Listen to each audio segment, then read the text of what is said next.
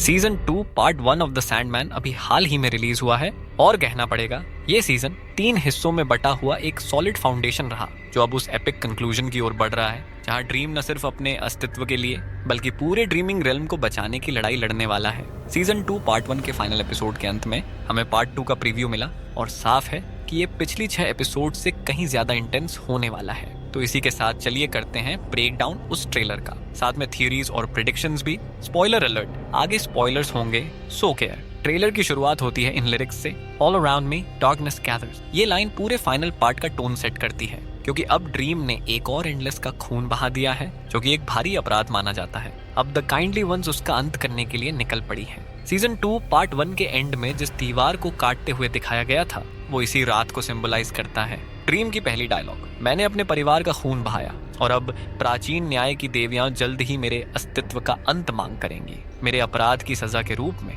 इसके साथ visuals cut होते हैं जहां ड्रीम खुद जाकर काइंडली वंस मतलब प्राचीन न्याय की देवियां से मिलने गया है। शायद वो उन्हें सुनने जा रहा है, उनका प्लान क्या है और कैसे वो सिर्फ ड्रीम पर नहीं बल्कि उसके पूरे रियल्म को मिटा देने की सोच रही है, जिसका मतलब है सपनों की दुनिया ड्रीमिंग हमेशा के लिए नष्ट हो सकती है। अब यही कॉन्फ्लिक्ट इस फाइनल पार्ट की कोर थीम होगी, लेकिन वो सुनिश्चित करेगा कि ड्रीमिंग की संभावना इस दुनिया से ना मिटे, चाहे इसके लिए उसे खुद को कुर्बान ही क्यों न करना पड़े। ट्रेलर में ड्रीम अपने भाई डेस्टिनी से मिलने भी जाता है। वो पूछता है, मुझे बताओ आगे क्या होने वाला है। डेस्टिनी जवाब देता है, किसी की किस्मत उसके कर्मों से तय होती है। ये लाइन बहुत ही पावरफुल है क्योंकि ये साबित करती है कि कोई भी भविष्य प्रीडिटरमिन्ड नहीं होता। ड्रीम के पास अभी भी मौका है कि वो अपने एक्शन से अपना फ्यूचर बदल सके। तो अब वो अकेला नहीं बैठेगा, वो लड़ेगा काइंडली वंस और उनके पूरे रात के खिलाफ। ड्रीम को अब ये महसूस हो रहा है कि ड्रीमिंग रेल्म अब सुरक्षित नहीं रहा। नूला उसे जवाब देती है, क्या मैं तुम्हारे लिए एक सेना तैयार कर सकती हूँ। फाइनली नूला, जिसे पिछले भाग में इंट्रोड्यूस किया गया था लेकिन फिर गायब हो गई थी, अब वो एक बड़े रोल में वापसी कर रही है। वो घोड़े पर तलवार लिए हुए तैयार है। सीन के दौरान तेज बारिश हो रही है जो न सिर्फ एक ओल्ड स्कूल बैटलफील्ड वाइब देती है बल्कि ड्रीम के अंदर की हलचल और केओस को भी दर्शाती है। दूसरी ओर ट्रेलर में मर्विन पम्पकिनहेड एक माउंटेड मशीन गन के साथ दिखता है और मैथ्यू रेवन भी उसके साथ है। यानी अब ड्रीम को बचाने के लिए मिथिकल वॉरियर्स और मॉडर्न आर्म्स दोनों मैदान में उतरेंगे। शायद पहली बार गार्डियंस भी एक्चुअल गार्डिंग करते हुए दिखेंगे और ये तय है कि इस युद्ध में कुछ डेथ्स तो होंगी ही।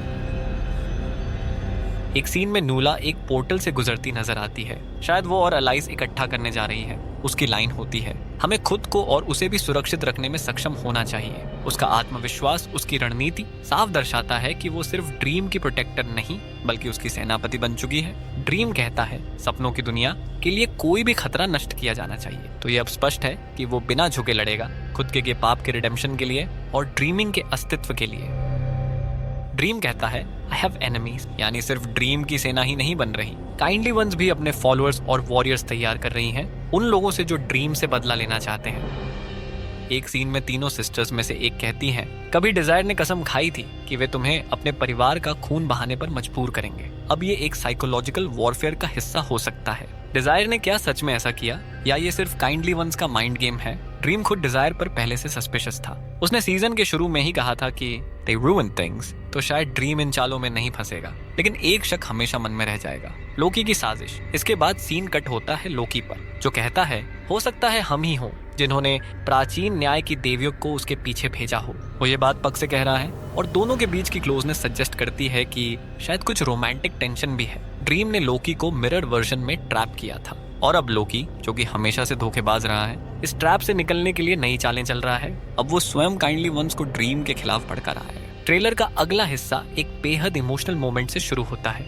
डेथ की आवाज आती है, तुम इससे भी कहीं गहरे अंधकार में जा चुके हो पहले और तुम फिर लौटे हो। मतलब कि ड्रीम इससे भी बड़ी मुसीबतों से निकल चुका है, लेकिन इस बार बात अलग है। उसने खून बहाया है और वो भी अपने परिवार का, जो कि एंडलेस के कानूनों में सबसे बड़ी गलती मानी जाती है। अब उसके सिर पर अनगिनत खतरे मंडरा रहे हैं, लेकिन सबसे ज्यादा अटेंशन ग्रैबिंग चीज ये थी कि डेथ के इस डायलॉग को दिखाते हुए मॉर्फियस अपने हाथ मैथ्यू के सिर पर रखता है। एक बहुत ही गंभीर और दुखद पल। और फिर मैथ्यू को एक घर में गिरते हुए दिखाया जाता है, जैसे कि वो घायल हो गया हो या मारा गया हो। बारिश की मौजूदगी पूरे ट्रेलर में ड्रीम की मेंटल स्टेट को रिफ्लेक्ट करती है, जैसे उसकी दुनिया भी उसके साथ टूट रही है। इसके बाद ट्रेलर में सबसे शॉकिंग मोमेंट आता है, क्रिंथियन वापस लौटता है। ड्रीम उसे समन करता है और पूछता है कि क्या वो उसकी मदद कर सकता है। याद कीजिए, सीजन 1 में ड्रीम ने खुद कोरिंथियन को मिटा दिया था, लेकिन अब शायद हालात ऐसे हो चुके हैं कि ड्रीम को उसे फिर से बुलाना पड़ रहा है।